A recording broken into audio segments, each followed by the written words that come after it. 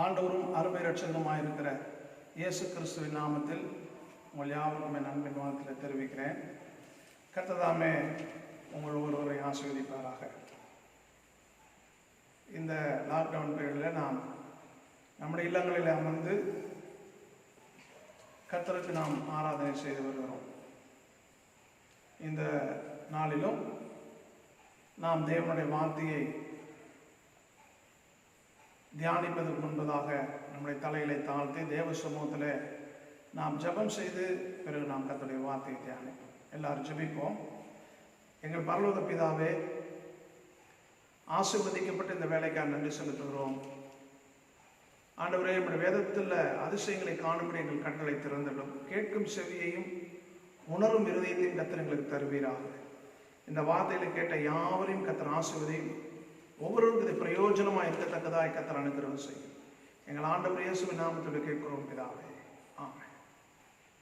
மீண்டும் உங்கள் ஒருவரையும் இயேசுவின் நாமத்தை வாழ்த்துகிறேன். பிரியமானவர்களே, நாம் கடந்த நாட்களில் ஆவிகளை பகுத்தறிதல் என்றதான தலைப்பில் 10 விதமான ஆவிகளை குறித்து நான் உங்களோடு சொன்னேன். 1 கொரிந்தியர் 12ஆம் அதிகாரம் 10வது வசனத்தை வாசித்து நாம் தியானித்த கடந்த நாட்களில் தியானித்த வசனத்தை நான் உங்களுக்கு ஒரு விசை நான் நினைவுபடுத்தின பின்பு தொடர்ச்சியாக நாம் இந்த வார்த்தையை தியானிப்போம். 1 கொரிந்தியர் 12ஆம் அதிகாரம் 10வது வசனம். வேறொருவனுக்கு அற்புதங்களை செய்யும் சக்தியும், வேறொருவனுக்கு தீர்க்க தரிசனம் உரைத்தலும், வேறொருவனுக்கு ஆவிகளை பகுத்தறிதலும், வேறொருவனுக்கு பற்பல பாஷைகளை பேசுதலும், வேறொருவனுக்கு பாஷைகளை வியாக்கியானம் பண்ணுதலும் அளிக்கப்படுகிறது என்று அப்போஸ்தலனாகிய பவுல் கொரிந்து பட்டணத்தில் இருந்த திருச்சபைக்கு அவர் ஒரு வார்த்தையை ஆலோசனையாக கொடுக்கிறார். வேறொருவனுக்கு ஆவிகளை பகுத்தறிதல், வேறொருவனுக்கு ஆவிகளை பகுத்தறிதல் அளிக்கப்படுகிறது. அப்ப ஆவிகளை நாம் பகுத்தறிய வேண்டும். 1 யோவான் 4:1 கூட யோவான் அப்போஸ்தலன் சொல்கிறான், எல்லா ஆவிகளும் தேவனால் உண்டானதல்ல, தேவனால் உண்டானவைகளோ அல்லவோ என்று நீங்கள் சோதித்தறியுங்கள் என்று சொல்லுகிறார். 1 யோவான் அதிகாரம் 4 வசனம் 1 நாம் அதை பார்க்கிறோம். அப்படியானால் நாம் இந்த ஆவிகளை பகுத்தறிதலை குறித்து நாம் கடந்த நாட்களில் தியானித்தோம். ஆராதனையை தடை செய்கிற, ரட்சிப்பை தடை செய்கிற பார்வோனின் ஆவி, கர்த்தருடைய சிங்காசனத்துக்கு விரோதமாய் செயல்படுகிற இந்த 20 விதமான ஆவிகளில் முதல் தரமானது, முதன்மையானது இந்த பார்வோனின் ஆவிகள். இவைகள் தான் கர்த்தருக்கு ஆராதனை செய்கிற ஆராதனைகளை தடை செய்கிற ஆவிகள். இரண்டாவதாக கர்த்தருடைய சிங்காசனத்துக்கு விரோதமாய் கிரியை செய்கிற அமலேக்கின் ஆவிகள். அதனுடைய 5 விதமான செயல்பாடுகளை நாம் கடந்த நாட்களில் பார்த்தோம். மூன்றாவதாக ஜெபத்தை தடை செய்கிற பெர்சியாவின் ஆவிகள். நான்காவதாக குரோதக்காரர்களாக இருக்கிற பெலிஸ்தரின் ஆவிகள். ஐந்தாவதாக குறிவைத்து தாக்குகிற சீரியாவின் ஆவிகள். ஆறாவதாக வேசித்தனம் பண்ணுகிற மோவாபின் ஆவிகள். ஏழாவதாக பரிசுத்தவான்களை விலை கொடுத்து வாங்க முயற்சித்து மோசம் போக்குகிற மீதியானியரின் ஆவிகள். எட்டாவதாக ஒரு நபரை மடக்க எதை வேண்டுமானாலும் செய்ய துணிகிற பாலாக்கின் ஆவிகள். 9வதாக வஞ்சிக்கிற பிலேயாமின் ஆவிகள். 10வதாக பழிவாங்க நினைக்கிற ஆமானின் ஆவி என்று 10 விதமான ஆவிகளை குறித்து நாம் தேவனுடைய வார்த்தையில கடந்த 2 வாரங்களாக தியானித்தோம். நாம் ஏற்கனவே திட்டமிட்டிருக்கிறபடி இந்த 3வது வாரத்திலே நாம் இதை நிறைவு செய்ய விரும்புகிறோம். கர்த்தருடைய சிங்காசனத்துக்கு விரோதமாய் செயல்படுகிற 11வது விதமான ஆவி அகிதோப்பேலின் ஆவி. நாம் இப்பொழுது வசனத்தை எடுத்து வாசிப்போம். 2 சாமுவேல் புஸ்தகம் 17ஆம் அதிகாரம் 21வது வசனம். இவர்கள் போன பிற்பாடு அவர்கள் கிணற்றிலிருந்து ஏறி வந்து தாவீது ராஜாவுக்கு அறிவித்து, தாவீதை நோக்கி, சீக்கிரமா எழுந்து ஆற்றை கடந்து போங்கள், இன்னபடி அகிதோப்பேல் உங்களுக்கு விரோதமாய் ஆலோசனை சொன்னான் என்றார்கள். கவனிங்கள், தேவ ஜனத்துக்கு விரோதமாய் ஆலோசனை பண்ணுகிற ஆவிகள்.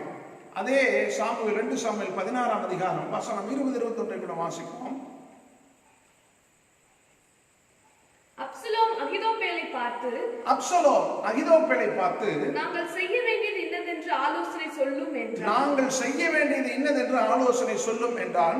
அப்பொழுது அகிதோப்பேல் அப்சலோமை நோக்கி வீட்டை காக்க உம்முடைய தகப்பன் பின் வைத்த அவருடைய மறுமனையாட்டிகளில் வீட்டை காக்க உம்முடைய தகப்பன் விட்டு சென்ற அவருடைய மறுமனையாட்டிகளின் மறுமனையாட்டிகளிடத்தில் பிரவேசி என்று ஒரு துன்மார்க்கமான ஒரு ஆலோசனை அவன் சொன்னான். 17ஆம் அதிகாரம் 1 முதல் 4 வசனத்தை கூட நாம் வாசிப்போம். பின்பு அகிதோப்பேல் அப்சலோமை நோக்கி நான் 12,000 பேரை தெரிந்து கொண்டு எழுந்து இன்று ராத்திரி தாவீதை பின்தொடர்ந்து போகட்டும். அவன் விடாய்த்தவனும் கை தளர்ந்தவனுமாய் இருக்கையில் நான் அவனிடத்தில் போய் அவனை திடுக்கிட பண்ணுவேன். அப்பொழுது அவனோடு இருக்கும் ஜனங்கள் எல்லாரும் ஓடி போவதினால் நான் ராஜா ஒருவனை மாத்திரம் வெட்டி ஜனங்களை எல்லாம் உம்முடைய வசமாய் திரும்ப பண்ணுவேன். பாருங்கள், தேவ ஜனத்துக்கு விரோதமாக எவ்வளவு ஆலோசனை கொடுக்கிறான் என்பதை பாருங்கள். இதை அறிந்த தாவீது கூட சொல்லுகிறான். 2 சாமுவேல் புத்தகம் 15ஆம் அதிகாரம் 31வது வசனத்தில் அப்சலோமோடு கட்டுப்பாடு பண்ணினவர்களுடன் அகிதோப்பேலும் சேர்ந்திருக்கிறான் என்று தாவீதுக்கு அறிவிக்கப்பட்ட போது அப்சலோமோடு கட்டுப்பாடு பண்ண எல்லாரோடும் சேர்ந்து இந்த அகிதோப்பேலும் சேர்ந்திருக்கிறான் என்பதை தாவீது கேள்விப்பட்ட உடனே தாவீது கர்த்தாவே அகிதோப்பேலின் ஆலோசனையை பைத்தியமாக்கி விடுவீராக என்று ஜெபிக்கிறான். பாருங்கள், இந்த அகிதோப்பேல் தாவீதுக்கு ஆலோசனைக்காரனாக இருந்தான். இப்பொழுது தாவீதின் குமாரன் அப்சலோம் தாவீதுக்கு விரோதமாய் அவன் ராஜ்யபாரம் பண்ண இருந்தபோது இந்த அப்சலோமோடு கூட இந்த அகிதோப்பேல் சேர்ந்து கொண்டு இப்பொழுது தாவீதுக்கு விரோதமாய் ஆலோசனை பண்ணுகிறான். ஆகவே தேவ ஜனத்துக்கு விரோதமாய் ஆலோசனை பண்ணுகிற சில ஆவிகள் உண்டு. அந்த ஆவிகள் தான் அகிதோப்பேலின் ஆவி. இது எங்கிருந்தாலும் இடத்துக்கு தகுந்தாற் போல அது ஆலோசனை சொல்லும். பரிசுத்தவான்களோடு இருக்கும்போது பரிசுத்தவான்களுக்கு ஏற்ற போல ஆலோசனை சொல்லும். துன்மார்க்கரோடு இருக்கும்போது துன்மார்க்கருக்கு ஏதுவான ஆலோசனை சொல்லும். தேவ ஜனத்துக்கு விரோதமாய் ஆலோசனை பண்ணுகிற அகிதோப்பேலின் ஆவி, இந்த ஆவியை தான் தாவீது இப்பொழுது சொல்லுகிறான். அகிதோப்பேலின் ஆலோசனைகளை தேவரை பைத்தியமாக்கி போடுவீராக என்று சொன்னான். தாவீதின் ஜெபம் கேட்கப்பட்டது. பின்னால் இருக்கிற வசனங்களை நீங்கள் வாசித்தால் தெரியும். அகிதோப்பேலுடைய ஆலோசனை கர்த்தர் அவமாக்கினார். ஆண்டவருக்கு ஸ்தோத்திரம். ஆகவே தேவ ஜனத்துக்கு விரோதமாய் செயல்படுகிற 11வது விதமான ஆவி அகிதோப்பேலின் ஆவி. 12வது விதமான ஆவி அம்மோனின் ஆவி. 2 சாமுவேல் புத்தகம் 10ஆம் அதிகாரம் 1-5 வசனங்களை நீங்கள் வாசிக்க கேட்கலாம். அதன்பின் அம்மோன் புத்திரன் ராஜா மரித்து போனான். அவன் குமாரனாகிய ஆனூன் அவன் பட்டத்துக்கு ராஜாவானான். அப்பொழுது தாவீது ஆனூன் தகப்பனாகிய நாகாஸ் எனக்கு தயை செய்தது போல அவன் குமாரனாகிய இவனுக்கு நான் தயை செய்வேன் என்று சொல்லி அவன் தகப்பனுக்காக அவனுக்கு ஆறுதல் சொல்ல தன் ஊழியக்காரரை அனுப்பினான். தாவீதின் ஊழியக்காரர் அம்மோன் புத்திரன் தேசத்திலே வந்தபோது அம்மோன் புத்திரன் பிரபுக்கள் தங்கள் ஆண்டவராகிய ஆனூனை பார்த்து அம்மோன் புத்திரருடைய அந்த பிரபுக்கள் தன் ராஜாவை பார்த்து என்ன சொல்றாங்க? தாவீது ஆறுதல் சொல்லுகிறவர்களை உம்மிடத்தில் அனுப்பின போது தகப்பனை கனம் பண்ணுகிறதா எனக்கு தோன்றுகிறதோ உம்முடைய தகப்பனை கனம் பண்ணுகிறதா எனக்கு தோன்றுகிறதோ இந்த பட்டணத்தை ஆராய்ந்து உளவு பார்த்து பட்டணத்தை ஆராய்ந்து உளவு பார்த்து கவிழ்த்து போட அல்லவோ தாவீது இதை கவிழ்த்து போட அல்லவோ தாவீது ஆட்களை அனுப்பினான் என்று சொன்னபோது அப்பொழுது இந்த ஆனூன் தாவீதின் ஊழியக்காரரை பிடித்து அவருடைய ஒரு பக்கத்து தாடியை சிரைத்து அவருடைய வஸ்திரங்களை இருப்பிடம் மட்டும் வைத்துவிட்டு மற்ற பாதியை அவர்கள் கத்தரித்து போட்டார்கள். இந்த அம்மோனின் ஆவிகள் பிறரை அவமானப்படுத்துகிற ஆவிகள். தேவனுடைய பிள்ளைகள் பிறரை நாம் அவமானப்படுத்த கூடாது. ஆண்டவருக்கு ஸ்தோத்திரம். ஆகவே இந்த அம்மோனின் ஆவிகள் தேவ ஜனங்களை அவமானப்படுத்த எப்பொழுதும் முயற்சித்துக் கொண்டே இருக்கும். சில நபர்களை நாம் பார்க்கிறோம், எப்பொழுதும் தேவ ஊழியர்களை, தேவ ஊழியங்களை, தேவ ஜனங்களை, தேவ ஆராதனைகளை அவமானப்படுத்துவதிலே இவர்கள் குறியா இருப்பார்கள். இது இப்படிப்பட்டவர்கள் எல்லாம் இந்த அம்மோனின் ஆவி உடையவர்கள் என்பதை நாம் அறிந்து கொண்டு ஆவியிலே அவைகளை நாம் எதிர்த்து நின்று அவைகளை நாம் வெல்ல வேண்டும். அம்மோன் புத்திரன் ஆவி, பிறரை அவமானப்படுத்துகிற ஆவி. 13ஆவதாக அத்தாலியாளின் ஆவி. 2 புஸ்தகம் 22ஆம் அதிகாரம் வசனம் 2-3 வாசிப்போம். அகசியா ராஜாவாகிற போது 22 வயதாயிருந்து 1 வருஷம் எருசலேமில் அரசாண்டான். ஒம்ரியின் குமாரத்தியாகிய அவனுடைய தாயின் பேர் அத்தாலியாள். அவனும் ஆகாப் குடும்பத்தாரின் வழிகளில் நடந்து துன்மார்க்கமாய் நடக்க அவனுடைய தாய் அவனுக்கு ஆலோசனைக்காரியாய் இருந்தாள். ஒரு பிள்ளை துன்மார்க்கமாய் நடப்பதற்கு ஒரு தாயே ஆலோசனைக்காரியாய் இருந்தாள் என்று பரிசுத்த ஆவியானவர் தம்முடைய வேதத்தில் எழுதி வைத்திருக்கிறார். அருமையானவர்களே, துன்மார்க்கமான ஆலோசனை சொல்லுகிற அத்தாலியாளின் ஆவிகள் நாம் இனம் கண்டுகொள்ள வேண்டும். ஆண்டவருக்கு ஸ்தோத்திரம். இந்த அத்தாலியாளை போன்ற ஆவிகள் இன்றைக்கும் திருச்சபையில் இருக்கிற குடும்பங்களுக்குள்ளே, விசுவாசிகளுடைய ஐக்கியத்திற்குள்ளே அவைகள் கெடுப்பதற்கு ஏதுவான துன்மார்க்கமான ஆலோசனை சொல்லிக் கொண்டு திரிகிற இந்த அத்தாலியாளின் ஆவிகளை நாம் இனங்கண்டு அவைகளை துரத்த வேண்டும். கர்த்தருக்கு ஸ்தோத்திரம். அடுத்ததாக கோராகு, தாத்தான், அபிராம் போன்ற கூட்டத்தின் ஆவிகள். இது ஒரு குரூப் ஸ்பிரிட். இது எப்பொழுதுமே 3-4 ஒரு குரூப் சேரும். குரூப் ஸ்பிரிட்னு இதுக்கு பேர். என்னாகம புஸ்தகம் 16ஆம் அதிகாரம் 1-3 வசனங்களை வாசித்தால், லேவிக்கு பிறந்த கோகாத்தின் குமாரனாகிய இத்சேயரின் மகன் கோராகு என்பவன். கோராகு ரூபன் வம்சத்துள்ள எலியாபின் குமாரனாகிய லேவி வம்சத்திலே கோராகு, ரூபன் வம்சத்திலே தாத்தான், அபிராம், பேலேகின் குமாரனாகிய ஓனையும் கூட்டிக் கொண்டு இஸ்ரவேல் புத்திரரில் சபைக்கு தலைவர்களும் சங்கத்துக்கு அழைக்கப்பட்டவர்களும் பிரபலமானவர்களுமாகிய 250 பேரோட மோசேக்கு முன்பாக எழும்பி மோசேக்கும் ஆரோனுக்கும் விரோதமாக கூட்டம் கூடி அவர்களை நோக்கி நீங்கள் மிஞ்சி போகிறீர்கள். மோசேயும் ஆரோனை பார்த்து இந்த கோராகின் புத்திரர் சொல்லுகிற பாருங்க, கோரான், தாத்தான், அபிராம் போன்ற அந்த கூட்டத்தின் ஆவிகள் என்ன சொல்லுது? நீங்கள் மிஞ்சி போகிறீர்கள். சபையார் எல்லாரும் பரிசுத்தமானவர்கள். கர்த்தர் அவர்கள் நடுவே இருக்கிறார். இப்படி இருக்க கர்த்தருடைய சபைக்கு மேலாக உங்களை ஏன் உயர்த்துகிறீர்கள்? கவனிக்க வேண்டிய ஒரு விஷயம் இது. இன்றைக்கும் ஆங்காங்கே ஆவிக்குரிய சபைகளிலே நாம் இந்த காரியங்களை பார்க்க முடியும். அருமையானவர்களே, விரோதத்தை உண்டாக்கக்கூடிய குரூப் ஸ்பிரிட் இது. கோராகு, தாத்தான், அபிராம் போன்ற கூட்டத்தின் ஆவிகள் இது எப்பவுமே தனக்கு ஒரு குரூப்பை சேர்த்து, சபையில தனக்கு ஒரு குரூப்பை சேர்த்து, தன்னுடைய ஜாதி மக்கள், தன்னுடைய இன மக்கள், தன்னுடைய ஊர், தன்னுடைய நட்பு, தனக்கு மிகவும் விருப்பமானவர்கள், பிரியமானவர்கள், தன் சொல்லை கேட்டு நடப்பவர்கள் அல்லது பலவிதமான காரியங்களை வைத்துக் கொண்டு ஒரு குரூப் சேர்த்துவாங்க. இதுதான் கோராகு, தாத்தான், அபிராம் போன்ற இந்த ஆவிகள். இந்த 3 விதமான ஆவிகள் எப்பொழுதும் சபைகளுக்குள்ளே விரோதத்தை உண்டாக்கி கொண்டே இருக்கும். கர்த்தருக்கு அருவருப்பானவைகள். நீதிபதிகளை வாசிக்கிறோம் அல்லவா?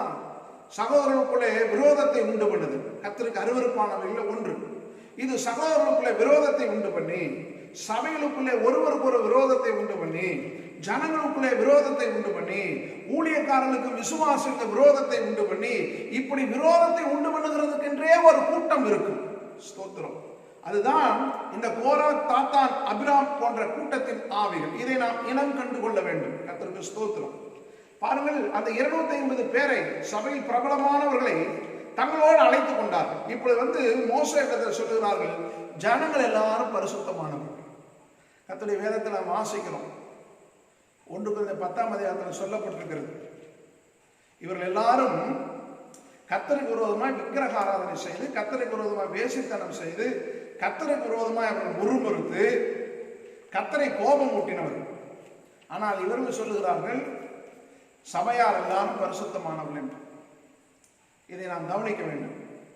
நீங்கள் சபைக்கு மேலே உங்களை உயர்த்துகிறீர்கள் என்று சொல்லுகிறார்கள். பிரியமானவர்களே, கர்த்தருடைய அழைப்பு மோசேக்கு இருந்தது.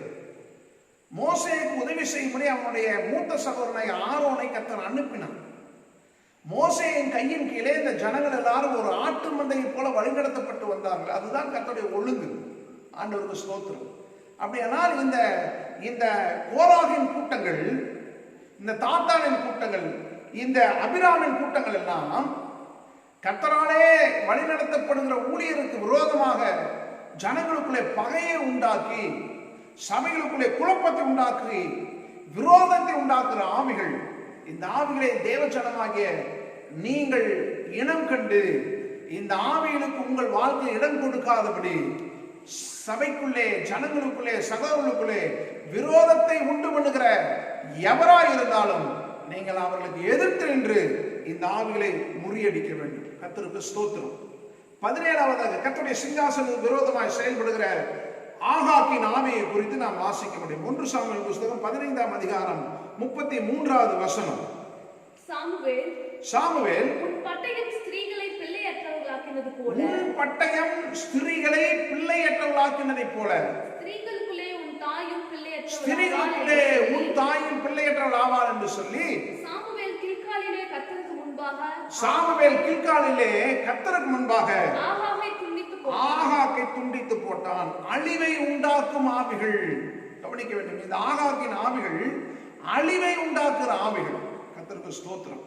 பிரியமானவர்களே, நல்ல விசுவாசத்தை அழித்து போடுகிற ஆகாக்கின் ஆவிகள், நல்ல ஐக்கியத்தை அழித்து போடுகிற ஆகாக்கின் ஆவிகள், நல்ல இருதயத்தை அழித்து போடுகிற, கெடுத்து போடுகிற ஆகாக்கின் ஆவிகள், நல்ல ஜனங்களை அழித்து போடுகிற, கெடுத்து போடுகிற ஆகாக்கின் ஆவிகள், கர்த்தருடைய மகிமையான சபையின் வளர்ச்சியை தடை செய்கிற ஆகாக்கின் ஆவிகள்.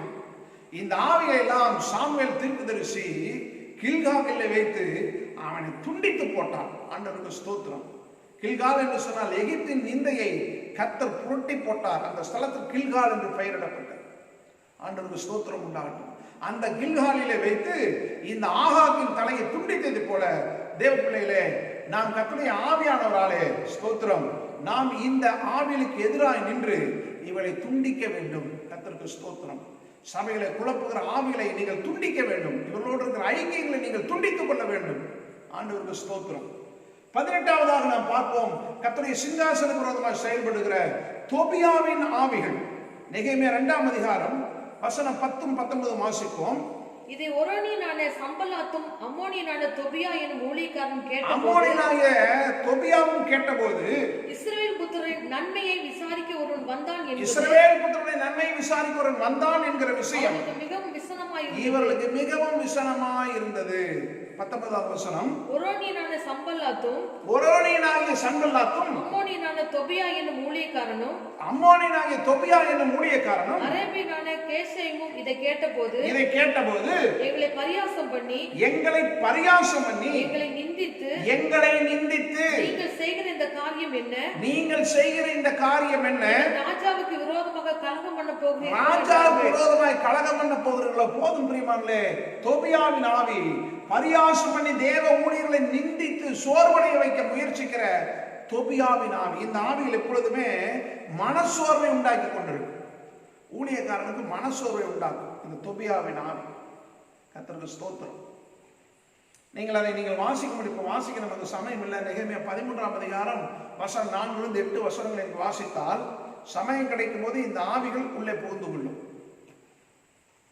இந்த விஷயம் நெகேமியா கேட்ட பொழுது அவன் சோர்வடைந்தான், மனசோர்வடைந்தான்.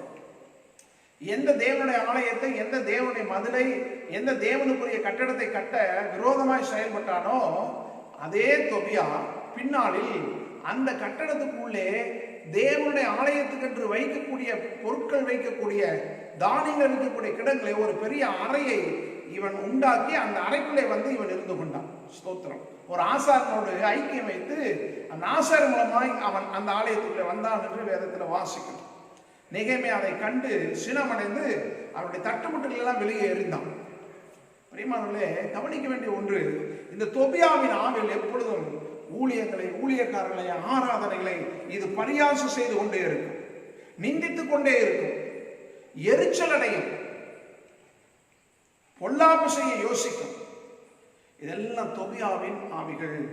இந்த ஆவிகளை தேவனுடைய பிள்ளைகளாகி நீங்கள், ஆவிக்குரியவர்களாகி நீங்கள் இனங்கண்டு இந்த தொபியாவின் ஆவிகளுக்கு விரோதமாய் நீங்கள் எப்பொழுதும் எதிர்த்து நிற்க வேண்டும். கர்த்தருக்கு ஸ்தோத்திரம். அடுத்ததாக கர்த்தருடைய சிங்காசனத்துக்கு விரோதமாய் செயல்படுகிற 19வது விதமான ஆவி காயின் ஆவி, கொலைபாதக ஆவி. இது 1 யோவான் 3ஆம் அதிகாரம் 12வது வசனம். பொல்லாங்கினால் உண்டாயிருந்து தன் சகோதரனை கொலை செய்த காயினை போல் இருக்க தன் சகோதரனை கொலை செய்த காயினை போல் இருக்க வேண்டாம். அவன் எது நிமித்தம் அவனை கொலை செய்தான்? அவன் எது நிமித்தம் அவனை கொலை செய்தான்? கிரியைகள் பொல்லாதவைகளும், கவனிங்க, காயினின் கிரியைகள் பொல்லாதவைகளும், தன் சகோதரனுடைய கிரியைகள் நீதியுள்ளவைகளும், தன் சகோதரனாகிய ஆபேலினுடைய கிரியைகள் நீதியுள்ளவைகளுமாய் இருந்தது நிமித்தம். பாருங்க, தன் சகோதரனுடைய கிரியை நீதியுள்ளவைகளாய் இருந்தது நிமித்தம், தன் செயல்கள் அக்கிரமமாய் இருந்தது நிமித்தம் இந்த காயின் தன் சகோதரனை ஆபேலை கொலை செய்தான். பிரியமானவர்களே, கொலைபாதகத்தின் ஆவி. கர்த்தருக்கு ஸ்தோத்திரம். ஒருவன் நீதி செய்கிறவனை கண்டால் இந்த காயின் ஆவிகளுக்கு பிடிக்காது. நீங்க யார் இந்த காயின் ஆவியை பெற்றவர்கள் அல்லது காயின் ஆவியினாலே தாக்கப்பட்டவர்கள் யார் என்றால், நீங்க உங்களுடைய சபைகளிலே, உங்களுடைய குடும்பங்களிலே, நீங்கள் இருக்கிற இடங்களிலே இந்த காயின் ஆவிகளை நீங்கள் சுலபமாக நீங்கள் கண்டுபிடித்து விடலாம். ஆண்டவருக்கு ஸ்தோத்திரம். நீங்கள் ஒருவேளை கர்த்தருடைய வசனத்துக்கு கீழ்ப்படிந்து தேவனுடைய வார்த்தைப்படி நீங்கள் நீதி செய்தால் உங்களை இந்த காயின் ஆவி பகைக்கும், உங்களை விரோதிக்கும், உங்களை எதிர்க்கும், உங்களை நிந்திக்கும், உங்களோட எதிர்த்து யுத்தம் செய்யும். காரணம், இதனுடைய செயல்பாடுகள் எல்லாம் எப்பொழுதும் தேவனுடைய வசனத்துக்கு விரோதமாகவே இருக்கும். நீங்கள் நீதியை செய்தால் இப்படிப்பட்ட ஆவிகளுக்கு அது பிடிக்காது. இந்த வசனத்தை நீங்கள் தெளிவாக வாசித்தால்தான் இந்த பொல்லாத ஆவியினுடைய தாக்கத்தை நீங்கள் கண்டுபிடிக்க முடியும். மிக அழகாக அங்கே ஆவியானவர் எழுதி வைத்திருக்கிற ஒரு வசனத்தை நாம் பார்க்கிறோம். கர்த்தருக்கு ஸ்தோத்திரம். அவன் எது நிமித்த அவனை அழித்தான், கொலை செய்தானாம், தன் கிரியைகள் பொல்லாதவை, தன் சகோதரனுடைய கிரியைகள் நீதி உள்ளவை. பொல்லாதவனுடைய செய்கைகள், தன் சகோதரனுடைய கிரியைகள் நீதியுள்ளவை. நீதியுள்ள செய்கைகளை ஆபேல் செய்தது நிமித்தம் பொல்லாத கிரியை செய்த இந்த காயின் தன் சகோதரனை பகைத்து கொலை செய்தான். ஆண்டவருக்கு ஸ்தோத்திரம். இன்றைக்கு கூட இந்த பொல்லாத கிரியைகளை செய்கிற சில காயின் ஆவியுடைய சில நபர்கள் தேவ சபையில நீதி செய்கிற தேவ பிள்ளைகளை அந்த விசுவாச வாழ்க்கை விட்டு அழித்து போடுவதற்கு, அந்த விசுவாச வாழ்க்கை விட்டு துரத்தி போடுவதற்கு, அவர்கள் தேவனோடு இருக்கிற ஐக்கியத்தை உடைப்பதற்கு ஏதுவாக இந்த கொலைபாதகத்தின் ஆவிகள் செயல்பட்டு விசுவாசத்தை அழிப்பதற்கு எதுவாக செயல்பட்டுக் கொண்டிருக்கிறது. ஆகவே இந்த காயின் ஆவிகளை நாம் இனம் கண்டு கொள்ள வேண்டும். கர்த்தருக்கு ஸ்தோத்திரம். இப்படிப்பட்ட ஆவிகள் எல்லாம் கர்த்தருடைய சிங்காசனத்துக்கு விரோதமாய் எப்பொழுதும் போராடி கொண்டே இருக்கும். ஆண்டவருக்கு ஸ்தோத்திரம். கர்த்தருடைய சிங்காசனத்துக்கு விரோதமாய் கிரியை செய்கிற 20வது விதமான ஆவி ஏரோதின் ஆவி. இந்த ஏரோதின் ஆவி பழி வாங்கக்கூடிய ஆவி. மார்க் 6ஆம் அதிகாரம் 17-20 வசனங்களை நீங்கள் வாசியுங்கள். ஏரோது தன் சகோதரனாகிய பிலிப்புவின் மனைவி ஏரோதியாளை, ஏரோது தன் சகோதரன் பிலிப்புவின் மனைவியாகிய ஏரோதியாளை தனக்கு மனைவியாக்கி கொண்டபோது, யோவான் ஏரோதை நோக்கி, யோவான் ஸ்நானகன் ஏரோதை நோக்கி, நீர் உம்முடைய சகோதரன் மனைவியை வைத்துக் கொள்வது நியாயம், நீர் உம்முடைய சகோதரனுடைய மனைவியை வைத்துக் கொள்வது நியாயம் அல்லவென்று சொன்னது நிமித்தம் ஏரோது சேவகரை அனுப்பி யோவானை பிடித்து கட்டி காவலிலே வைத்திருந்தான். பிரியமானவர்களை கவனியுங்கள். இந்த ஏரோதின் ஆவி எப்படிப்பட்டது? இந்த ஏரோது தன் சகோதரனாகிய பிலிப்பின் மனைவியை அவன் வைத்துக் கொண்டிருந்தான். இப்பொழுது யோவான் ஸ்நானகன் சொல்லுகிறார், ஏரோதே, நீர் செய்வது நியாயம் அல்ல, இது நீதி அல்ல, இது சரியல்ல, இது தவறு என்று சொன்னபோது இந்த ஏரோது அந்த பரிசுத்தமுள்ள மனிதனாகிய யோவான் ஸ்நானகனை பிடித்து அவனை சிறைச்சாலையில வைத்து முடிவில் அவனை சிறைச்சேதம் செய்தான். பழிவாங்குகிற ஆவிகள். கர்த்தருக்கு ஸ்தோத்திரம். இன்றைக்கு கூட சிலர் செய்கிற தவறை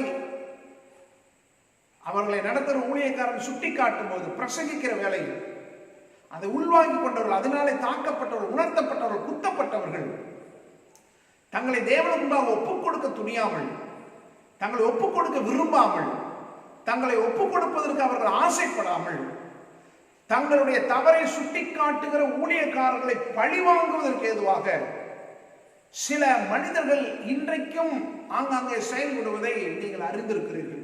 இவையெல்லாம் ஏரோதின் ஆவிகள். ஆக ஆவிகளை பகுத்தறிய வேண்டும். கர்த்தருடைய சிங்காசனத்துக்கு விரோதமாய் இந்த 20 விதமான ஆவிகள் சபைகளுக்குள்ளே, ஜனங்களுக்குள்ளே, விசுவாச குடும்பங்களுக்குள்ளே, பரிசுத்தவர்களுடைய ஐக்கியத்திற்குள்ளே, பரிசுத்த சபைகளுக்குள்ளே, தேவ ஜனங்கள் எங்கே கூடி வந்து தேவனை மகிமைப்படுத்த விரும்புகிறார்களோ, தேவனை ஆளுகள் எங்கே இருக்கிறதோ அந்த இடங்களில் இப்படிப்பட்ட ஆவிகள் உள்ளே புகுந்து சிலருக்குள்ளே அது இருந்து கொண்டு கர்த்தருடைய சிங்காசன விரோதம் எப்பொழுதும் செயல்பட்டு கொண்டே இருக்கும். ஆகவே நாம் ஆவிகளை விழித்திருந்து இப்படிப்பட்ட ஆவிகளை பகுத்தறிந்து, ஸ்தோத்திரம், ஆண்டவர் சொன்னதை போல இந்த ஜாதி பிசாசு ஜெபத்தினால் உபவாசித்தம் என்று வேற எந்த விதத்தில் புறப்பட்டு போகாது. ஆகவே ஜெபித்து உபவாசித்து விசுவாசம் உறுதியாயிருந்து இந்த ஆவிகளுக்கு நாம் எதிர்த்து நிற்கும் பொழுது இந்த ஆவிகள் தேவனுடைய சிங்காசனத்துக்கு விரோதமாக செயல்படுவதிலிருந்து அவை விலகி ஓடி போகும். கர்த்தருக்கு ஸ்தோத்திரம். ஆகவே அருமையானவர்களே, தேவனுடைய ராஜ்யத்தின் மக்களாகி நாம் நம்முடைய கர்த்தருடைய சிங்காசனத்துக்கு விரோதமாய் செயல்படுகிற இப்படிப்பட்ட 20 விதமான ஆவிகளை முறியடித்து தேவனுடைய ராஜ்யத்தை நாம் இந்த தேசத்தில் பரவலாக்குவோம். தேவனுடைய ராஜ்யத்தின் பணியிலே நாம் உற்சாகமாய் செயல்படுவோம். தேவனுடைய ராஜ்யத்தை நாம் ஒன்றிணைந்து ஊன்ற கட்டி எழுப்புவோம். வாருங்கள், நாம் கர்த்தருடைய ராஜ்யத்தை கட்டுவோம்.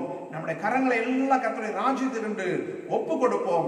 அந்த நல்ல வேலைக்காக தங்கள் கைகளை திடப்படுத்தினால் என்று நாம் நெகேமியால வாசிக்கிறதை போல கர்த்தருடைய ராஜ்ய பணியிலே நாம் ஒன்றிணைவோம். ஒரே ஆவியுடையவர்களாய் ஜீவிப்போம். ஒருமனப்படுவோம். பிசாசுக்கு எதிர்த்து நிற்போம். கர்த்தருடைய ராஜ்யத்தின் பணியிலே நாம் உற்சாகம் கொள்வோம். தேவனுடைய நாமத்தை மகிமைப்படுத்துவோம். கர்த்தர் தாமே இந்த வார்த்தையினாலே உங்கள் ஒவ்வொருவரையும் ஆசீர்வதிப்பாராக. நாம் தலைகளை தாழ்த்தி ஜெபிப்போம். எங்கள் பரலோக பிதாவே, பரிசுத்தமுள்ள ஆண்டவரே, கர்த்தருடைய சிங்காசனத்துக்கு விரோதமாய் செயல்படுகிற 20 விதமான ஆவிகளை குறித்து நாங்கள் நம்முடைய வேதத்தின் வாயிலாக நாங்கள் கற்றுக்கொண்டோம். ஆண்டவரே, இந்த ஆவிகளெல்லாம் நாங்கள் பகுத்தறிந்து எங்கள் தேவனுடைய சிங்காசனத்துக்கு விரோதமாய் செயல்படுகிற இப்படிப்பட்ட ஆவிகளை எல்லாம் நாங்கள் இனம் கண்டு அவைகளை ஆண்டவரை எதிர்த்து நின்று அவைகளை அழித்து போட்டு உம்முடைய ராஜ்யத்தை கட்டி எழுப்ப கர்த்தர்களுக்கு அனுகிரகம் செய்யும். கர்த்தருடைய சிங்காசனத்துக்கு விரோதமாக எழும்புகிற எல்லா விதமான ஆவிகளை நாங்கள் கட்டிதாபுரப்படுத்துகிறோம். இயேசுவின் நாமத்தினால எங்கள் கர்த்தருடைய ராஜ்யம் கட்டப்படுவதாக, உம்முடைய ராஜ்யம் வருவதாக, உம்முடைய சித்தம் பரலோகத்தில் செய்யப்படுவதை போல இந்த பூமியிலும் செய்யப்படுவதாக என்று நாங்கள் சொல்லிக்கிறோம். உம்முடைய திருநாமத்தை மகிமைப்படுத்துங்க. ஆண்டவரே, இந்த வார்த்தையில் கேட்ட ஒவ்வொரு ஜனங்களையும் கர்த்தர் ஆசீர்வதிங்க. சபையில் எல்லாம் ஆண்டவர் எழுப்புதல் அடையட்டும். சபையில் எல்லாம் ஆசீர்வதிக்கப்படட்டும். சபைகள் எல்லாம் கர்த்தராலே காக்கப்படட்டும். ஆண்டவரே, விசேஷமாய் ஆண்டவரே, சகல பரிசுத்தவான்களுக்காக ஜெபிக்கிறோம். ஆண்டவரே, ஒவ்வொரு பரிசுத்தவானுடைய குடும்பங்களை காத்துக் கொள்ளுங்க. ஆண்டவரே, ஸ்தோத்திரம். ஒவ்வொரு ஊழியக்காரர்களையும், ஊழியக்காரிகளையும், ஊழியர்களையும், விசுவாச குடும்பங்களையும், சபையின் மூப்பருடைய குடும்பங்களையும், ஊழியத்தில் உற்சாகமாய் செயல்படுகிற பிள்ளைகளையும் கர்த்தர் ஆசீர்வதித்து உற்சாகப்படுத்தி ஆண்டவரே, அவர்கள் ஆவிகளை பகுத்தறிந்து இந்த ஆவிகளுக்கு விரோதமாய் எழும்பி நின்று நாமத்தை மகிமைப்படுத்த கிருபை செய்யும். விசேஷமாக எங்கள் தேசத்திற்காக ஜெபிக்கிறோம். உலகம் முழுவதும் வியாபித்திருக்கிற திருச்சபை மக்களுக்காக ஜெபிக்கிறோம். இந்த COVID-19 என்ற கொடிய தொற்று நோயிலிருந்து ஜனங்களை நீர் பாதுகாத்தரணும். அழிவுக்கு விலக்கி காத்தரணும். ஆண்டவரே, தேசத்தை ஆண்டவரே நீர் பாதுகாக்கும்படி ஜெபிக்கிறோம். எங்கள் இந்தியாவை, எங்கள் தமிழ்நாட்டை ஆண்டவரே நீர் பாதுகாக்கும்படி ஜெபிக்கிறோம். முழு உலகத்தை கர்த்தர் பாதுகாக்கும்படி ஜெபிக்கிறோம். சீக்கிரமா இந்த COVID-19 இந்த கொடிய தொற்று நோய் எல்லா தேசங்களை விட்டு விலகி போகட்டும். எல்லா நாடுகளை விட்டு விலகி போகட்டும். இயேசுவின் நாமத்தினாலே கர்த்தர் அற்புதம் செய்யுங்க. பஞ்சங்களுக்கும், கொள்ளை நோய்களுக்கும், போராட்டங்களுக்கும், பிரச்சனைகளுக்கும், கண்ணீருக்கும், கவலைக்கு விலக்கி காத்தணும். யார் யாரெல்லாம் பயத்தில் இருக்கிறார்களோ, யாரையெல்லாம் ஆண்டவரே கர்த்தாவே மன அழுத்தங்களினால் பீடிக்கப்பட்டிருக்கிறார்களோ, ஆண்டவரே யாரெல்லாம் மன உளைச்சலுக்கு ஆளாக்கப்பட்டிருக்கிறார்களோ, ஆண்டவரே அவர்கள் எல்லாம் கர்த்தர் விடுதலை ஆகுங்கப்பா. கர்த்தருக்கு ஸ்தோத்திரம். ஆண்டவரே கர்த்தாவே, ஒவ்வொருவருடைய வாழ்க்கையை கர்த்தர் தாமே தொட்டு ஆசீர்வதியும். ஆண்டவரே, இழந்து போனவர்கள், வாழ்க்கையில தோற்று போனவர்கள், ஆண்டவரே வாழ்க்கையிலே கர்த்தாவே விரக்தி அடைந்தவர்கள், வாழ்க்கையிலே நன்மை காணாதவர்கள், ஆண்டவரே உம்முடைய நாமத்தினால் அவர்கள் ஆசீர்வதிக்கப்பட, உம்முடைய நாமத்தில் அவர்கள் வாழ்க்கையில் நம்பிக்கை உண்டாக, நம்பிக்கையின் தேவன் அவர்களுக்கு ஆறுதலையும் தேர்தலை தந்து அவர்கள் வாழ்க்கையில் ஜெயிக்கத்தக்கதாய் கர்த்தர் கிருபை பாராட்டும்படிக்கும் நாங்கள் ஜெபிக்கிறோம். நம்பிக்கை உண்டாக்கும், நாமத்தை மகிமைப்படுத்தும் கர்த்தர் பெரிய காரியங்களை செய்யும். எல்லா மகிமையும் ஒருவருக்கே செலுத்தி எங்கள் ஆண்டவர் இயேசு கிறிஸ்து நாமத்தில் கேட்கிறோம். ஜெபம் கேளும் நல்ல பிதாவே, ஆமென். God bless you. கர்த்தர் ஒவ்வொருவரையும் ஆசீர்வதிப்பார். தொடர்ந்து ஜெபத்தில் இணைந்திருங்கள். கர்த்தர் பெரிய காரியங்களை செய்வார். ஆமென்.